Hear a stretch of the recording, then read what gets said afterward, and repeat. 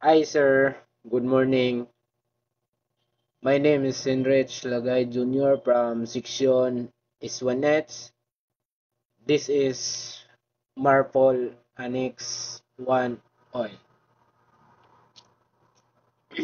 What is Marpol Annex Oil? Marpol International Convenience for the Prevention of Pollution from Ships includes multiple annexes, each targeting different types of marine pollution. It came into force on 2 October 1983. Ano, it's kani bahin sa international laws para dili mag-pollute ang dagat through oil from ships. First, the rules nagsugod niadtong October 2, 1983. Ships must have double hulls and special tanks para safety.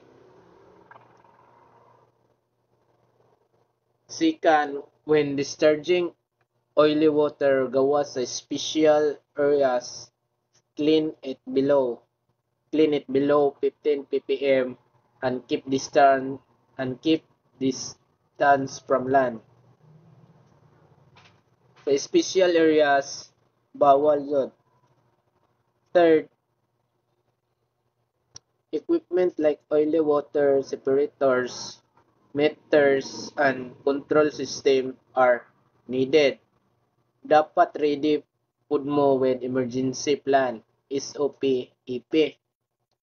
Fourth, keep oil record book and IOPP certificate para klaro ka kung clean or nay actions na nahitabo. By following these rules, makatabang ta og protect sa sea ug marine life. Mao na si Marpol Annex 1 Oil. Simple ra pero dako kayong impact. Salamat. That's it, sir.